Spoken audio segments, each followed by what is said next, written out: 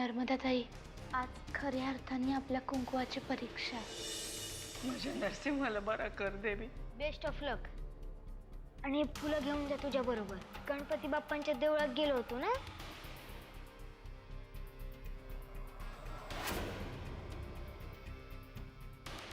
Operation successfully पार पडलंय. त्याच्या मरणावर उठणाऱ्या सगळ्यांच्या नाकावर टिचून परत येतोय माझा नरसिंह. सावध राहा.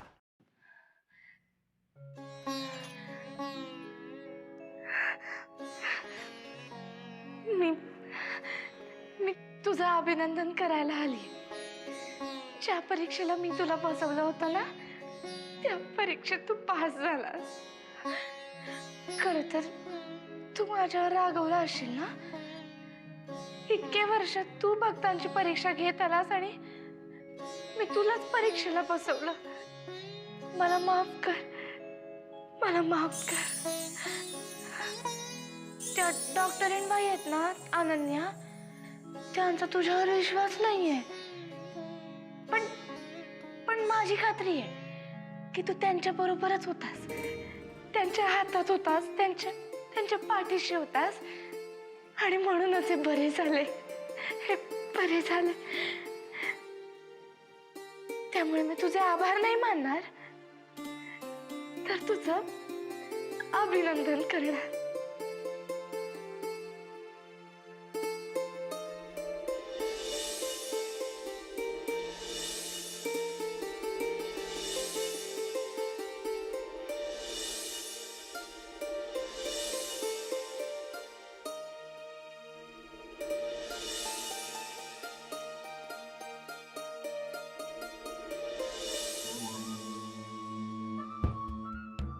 म्हातारचळ नाही लागला, उलट 10 हत्तींचं बळ आलंय मला.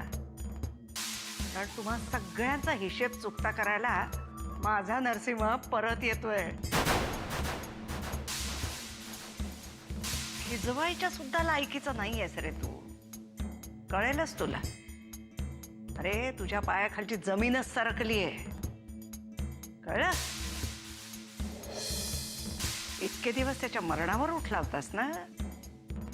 अरे त्याच्या मरणावर उठणाऱ्या सगळ्यांच्या नाकावर टिचून परत येतोय माझा नरसिंह. सावध राहा. काय झालं एवढं दचकायला? आणि एवढा घाम का आलाय तुम्हाला? कुठं काय काय नाही, काय नाही. दिवस भरले माझे, दिवस भरलेत माझे. काय झालं? काही नाही ग बाई, तुला काय कळणार नाही ते. तू जा जा जा तू जा. हे बघा, मला सगळं कळतंय. तुमच्या मनावर जे काही ओझं असेल ना, ते हलकं करा. सांगून टाका सगळं, म्हणजे नाही होणार तुम्हाला असे भास. कसलं ओझं? जे तुम्हाला आणि मला माहिती आहे. तुला काय वाटलं? बंदूक घेऊन खोलीतनं बाहेर पडलो ते काय दादाला गोळी मी मारली होय? मग कशाला गेला होता बंदूक घेऊन बाहेर? डास मारायला गेलो तू.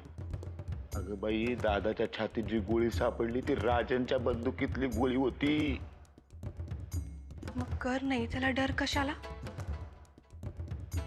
मी कुठं कुणाला घाबरतोय? मग काय आता स्वतःला घाबरताय का तुम्ही? हे बघा, मी अजूनही सांगते, हातून काही गुन्हा घडला असेल तर तो मान्य करा. ये बाई, टक्कुर फिरवू नको माझं. सांगितलं ना मी तुला एकदा, काय नाही केलं म्हणून. काय मग उगा आपलं काहीतरी. जा ग बाई तुझा. ते आधीच कंबरड मोडले नाही तर मोडून ठेवी आणि चल निघ निघ.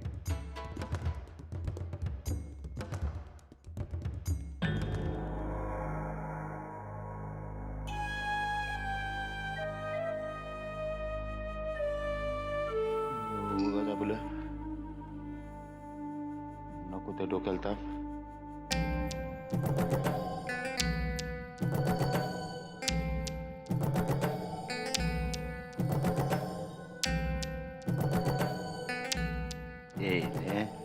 त्या राग्याच्या परशू काहीतरी करायला पाहिजे. परशू काहीतरी करायला पाहिजे. Thank you doctor. खरं तर ह्या सगळ्या गडबडीत तुमचं अभिनंदन करायचं राहूनच गेलं. कॉंग्रॅच्युलेशन्स. थँक्यू. मी तुमचे आभार मानतोय, पण अशा वेळेला आभार कसे मानायचे असतात आय डोंट नो. म्हणजे हात जोडून का काही तुम्हाला. No formalities please. No no doctor, नुसतं फॉर्मॅलिटी म्हणून नाही म्हणत आहे मी. मनापासून मनापासून तुमचं अभिनंदन करावं असं वाटलं, केलं. थँक्यू. बरं, मिस्टर किल्लेदारांना ICU मध्ये हलवत आहेत. तुम्ही जर तिथे थांबलात तर. शुअर शुअर, मी थांबेन नक्कीच. थँक्यू. थँक्यू.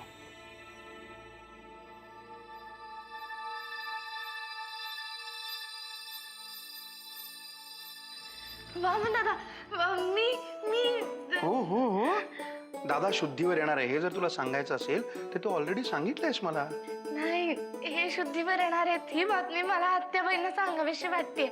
आणि ती सांगितल्यानंतर त्याच्या चेहऱ्यावरचा आनंद पाहायचाय.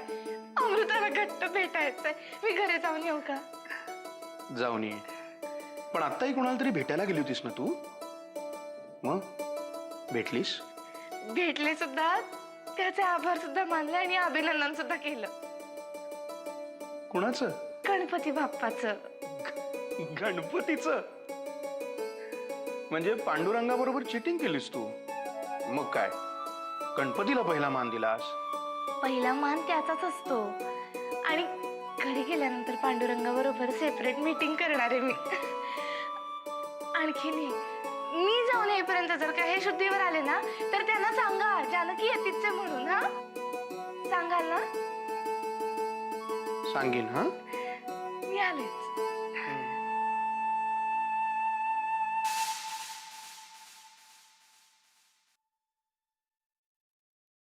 यायला या त्या बाईच्या बाईला कालपर्यंत छातीवर उडबडवून आता मरते का उद्या मरते, आता गचकते का उद्या गचकते अशा अवस्थेमध्ये होती. आता एकदम टुनटुन टुनटुन बोलायला कशी काय लागली? एवढी संजीवनी आली कुठं नाही याच्यात? ए वनिता, तुझ्याशी बोलतोय, पटापटा बोल की. तुमचे प्रश्न थांबले तर बोलेन ना मी. बरं आता बोल. नाही बोलत नाही, बोल.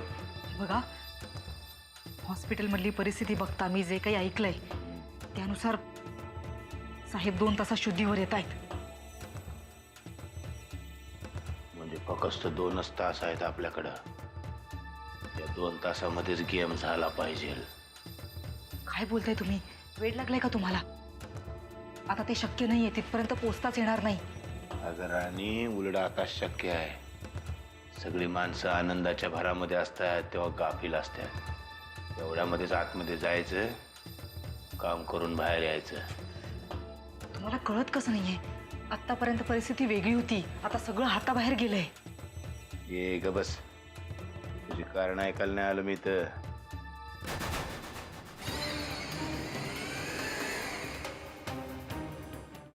ठीक आहे, आतमध्ये जा आणि मानेवरनं फिरवून घेऊन ये. मी मी नाही करू शकत, मला नाही जमणार आहे.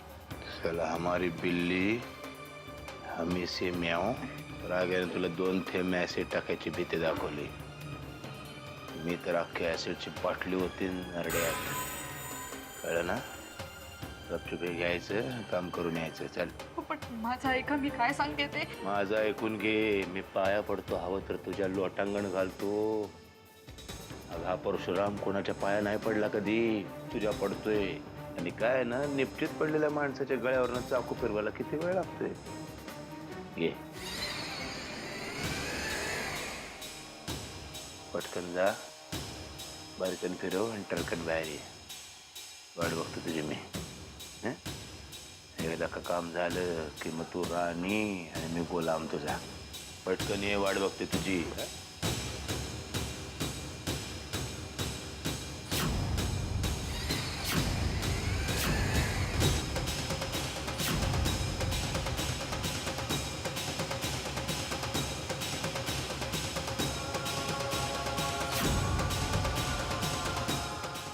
या वामनराव, तोंड गोड करा. दादाला आता ऑपरेशन थिएटर मधून ICU मध्ये हलवतायत. कदाचित तासाभरात त्याला शुद्धही येईल. या आनंद प्रित्यर्थ आणखी एक पेढा घ्या. खरं सांगतो, मला डायबिटीस जरी असता ना तरी या आनंदात मी सगळ्याच्या सगळा पुडाही खाल्ला असता. मग घ्या की, तुम्हाला कोण अडवतंय? तो वॉर्डबॉय म्हणत होता बाहेर खूप गर्दी जमली म्हणून. हो, प्रेसला खबर लागली आहे, त्यामुळे बाहेर लोकांची गर्दी वाढत चालली आहे. आणि वामनराव, या गर्दीला फक्त जानकी वहिनीच थोपवू शकतात. अरे पण जानकी तर आत्ताच घरी गेली. मग तुम्ही बोलाल का प्लीज? वामनराव, मला माहिती आहे तुमचा माझ्यावर राग आहे, पण प्लीज आजच्या दिवस. काय वाकनीस, माझा तुमच्यावर राग होता, आहेही. पण तुम्ही म्हणता तसं आजचा दिवस खरंच मनात राग धरण्याचा नाही, मनात आनंद असण्याचा आहे. ठीक आहे, मी बोलीन मीडियाशी. इथे मोहन होता, तो दिसत नाहीये. नाही, मीच सांगितलं त्याला घरी जा म्हणून. तो सुद्धा इतके दिवस अविश्रांत जागा आहे. म्हणलं आता दादा बरा होतोय, तूही घरी जा, थोडासा आराम कर. बरं केलं. वामनराव, मी प्रेसला इकडे बोलावू? नको, इथे नको, आपण जाऊया बाहेर. ठीक आहे, चला. चला.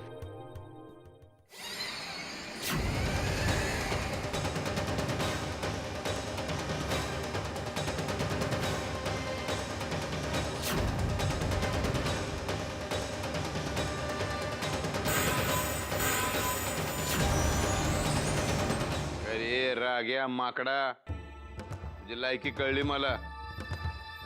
ऐन टायमाला तुला काय वसुलीची काम सुचली का रे? काय काय म्हणला तू? तुझा राईट हँड माझ्यासाठी ठेवून गेलाय. अरे तू काय माझ्या दिमतीला माणसं पुरवणारा कॉन्ट्रॅक्टर आहे का रे? चल ठेव, चल. नरसळ्या कुठला तो माझा राईट हँड, याचा राईट हँड माझ्यासाठी ठेवणार.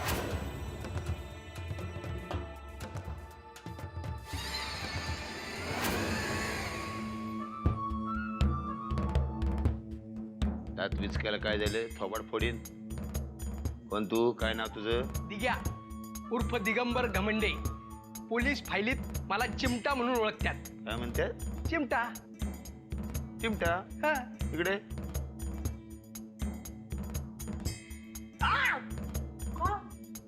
नाही, चिमट्याला चिमटा काढून बघितला.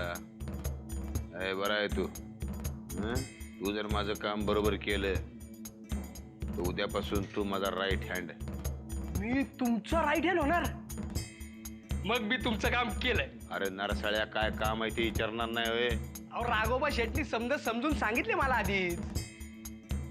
त्या राग्याच्या यायला त्याने गावावर दिवंडी पिटवली की काय? नाही, गावभर नाही, मला एकट्यालाच सांगितलं. असं आहे. आता मला पहिले हे सांग, वाकनिसाचं तुझं नातं कसं काय? साप आणि मुंगसाचं कसं असतंय तसं आहे. वाकण्यानं माझी दारूची भट्टी बंद पाडली होती माग. तू काय काळजी करू नको रे चिमट्या. उद्या मी आमदार झालो की नाही, तुझी दारूची भट्टी पुन्हा चालू करू आपण. वाकस्त मुंगूस हो आणि वाकण्या नावाच्या सापाला गिळ.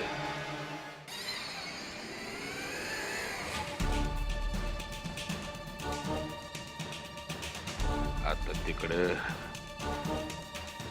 नरसिंहरावाच्या चित्रपटाचा सुरू झाला असेल. दी एंड.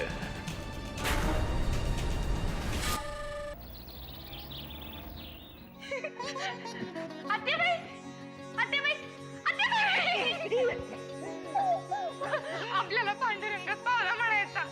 आपल्याला नाही ग, तुला म्हण. अगं तुझ्या प्रार्थनेचं फळ आहे. नाही, मला खात्री आहे त्या डॉक्टरीणबाईंच्या रूपाने पांडुरंगात आला असणार. एवढी शांतता त्यांच्या चेहऱ्यावर.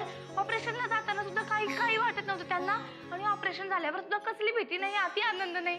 कॉफी पित मला सांगितलं त्यांनी, म्हणे मिसेस किल्लेदार सगळं व्यवस्थित पार पाडलं. आता तुम्हीच सांगा, हे पांडुरंगाशिवाय कोणी एवढं शांत राहू शकतं का? यू आर राईट मिसेस किल्लेदार.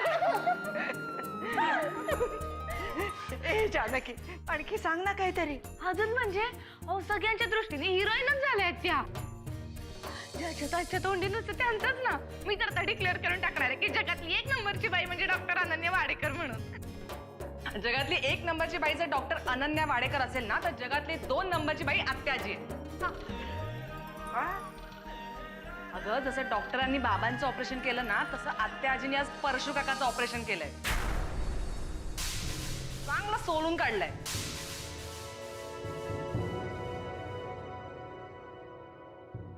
जाऊ दे का, ते काय एवढं महत्वाचं नाहीये. मग चला आपण आता हॉस्पिटलमध्ये जाऊया. पण तुमची तब्येत. माझ्या तब्येतीला काय झालंय, ठणठणीत आहे की मी. अगं माझा नरसिंह बरा होऊन घरी येतोय. आता 50 काय ग, आणखी 500 वर्ष सुद्धा जगीन मी. मग चला निघूया हॉस्पिटलमध्ये. हो जाऊयात की. पण त्याच्या आधी मी पांडुरंगाला भेटून येऊ का? हो पण त्याआधी नर्मदेला नमस्कार करून ये. हा नाही आत्याबाई, मी त्यांच्या समोर तेव्हाच जाईन जेव्हा शुद्धीवर येते. आले तुम्ही. बघ सगळे नर्मदेचे गुण आहेत का नाही ह्याच्यात. अगदी जसेच्या तसे. म्हणूनच जानकी माझी सगळ्यात जवळची मैत्रीण आहे. एवढं सगळं होऊन सुद्धा फक्त जवळची मैत्रीण. हो कारण तेच नातं मला सगळ्यात जवळचं आहे.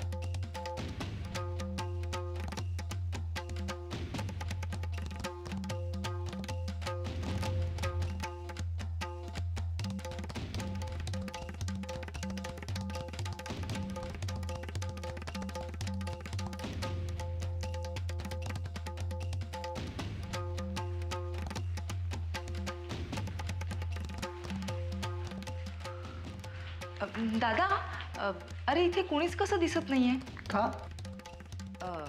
अरे म्हणजे इथे नेहमी गर्दी असते ना म्हणून विचारलं. अहो गर्दी केलं इंटरव्ह्यू द्यायला. बाहेर खूप टीवाली माणसं आली आहेत ना, मी पण तिकडेच चाललो आहे. का? इंटरव्ह्यू देणाऱ्याच्या मागे थांबलो तर संध्याकाळच्या बातम्या टीव्हीवर तर दिसेल ना. चला की तुम्ही पण. नाही ठीक आहे तू जा. खूप महत्वाची कामं उरकायची आहेत. हीच योग्य वेळ आहे पूर्ण करायला. म्हणजे अरे म्हणजे गर्दी नसताना साफसफाई केलेली बरी असं म्हणायचं होतं. करा करा कामं करा. अशी माणसं मिळाली तर हॉस्पिटल लई पुढे जाईल. हां जा तू जा जा. ठीक.